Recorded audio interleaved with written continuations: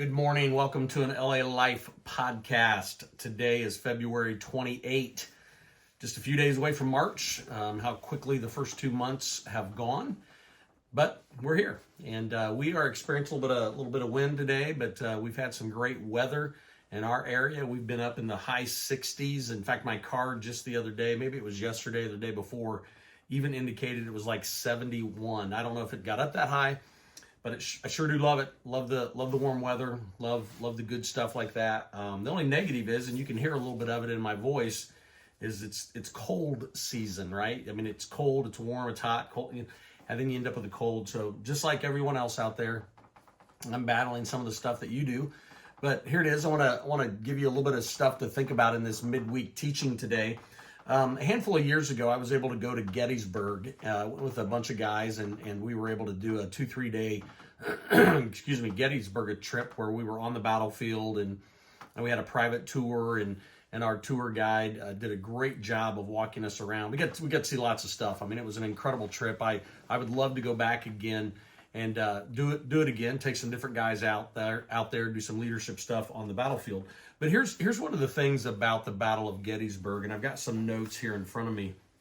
I mean, it was a 3-day battle that cost both the North and the South 51,000 casualties, and almost 8,000 soldiers were killed. Well, after that battle was done, the South, General Robert E. Lee, retreated because his army was close to being defeated. And all the Northern general had to do, which was George Meade, all he needed to do was pursue Lee, and the war would have ended. In fact, that's what President Abraham Lincoln wanted him to do, was he wanted him to follow Lee and put an end to this war. And yet General Meade did not do that. He decided to stay back in Gettysburg. He decided to let his army heal and get better, because he had lost a lot of people, had lots of casualties. And so he decided to let General Lee escape. And by doing so, the war lasted 2 more years, and there were many more casualties and deaths that happened. Well, President Lincoln was upset.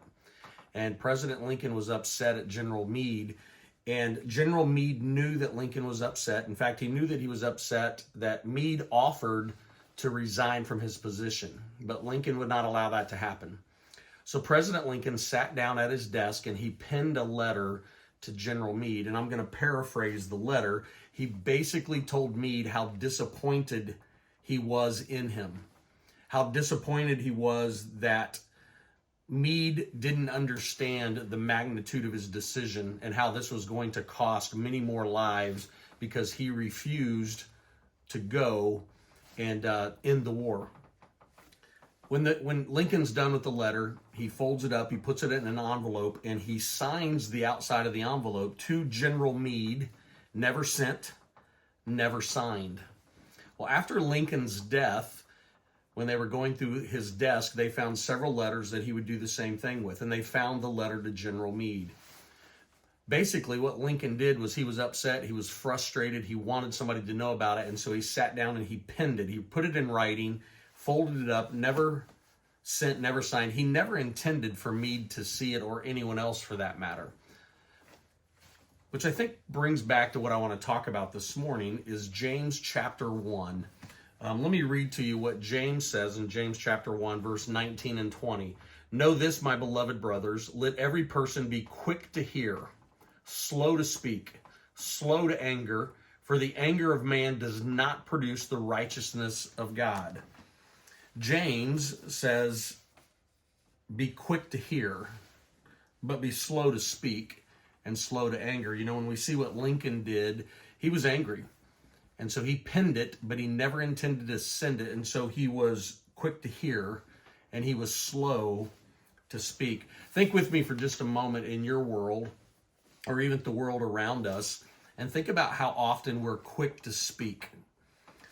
How many battles do you see fought on a social media platform when somebody disagrees with someone else, and how many people just join in the conversation, they type it out and send it? I mean, it's just one right after another, and nobody cares what they're saying or the words that they're using. It happens every day.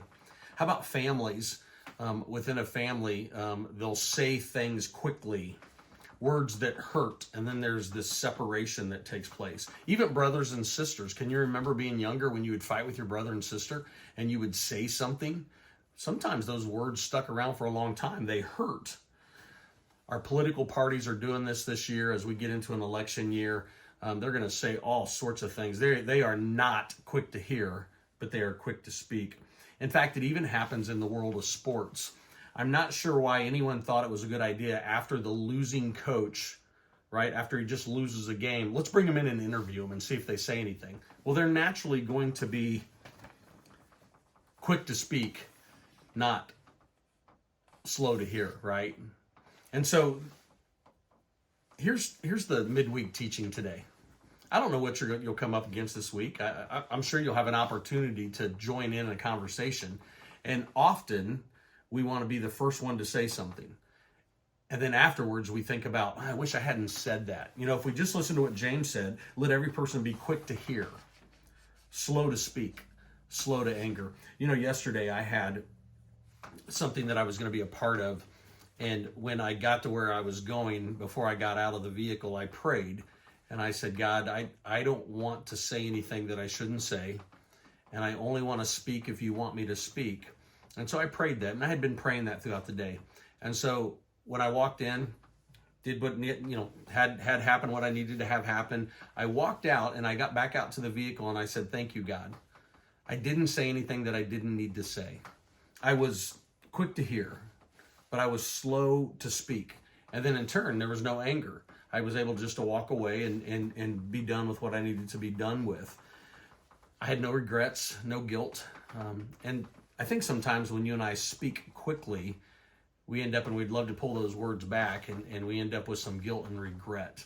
So here's the challenge, midweek challenge on this February 28th. Be quick to listen, be slow to speak, and if necessary, pull out a piece of paper and write it down and never send it. Write it down, burn it, throw it away, get rid of it, and tell God thank you for allowing you to hold your tongue. You know, to not speak when we don't need to speak. So there you go. There's your midweek teaching today. Be quick to hear, slow to speak, slow to anger.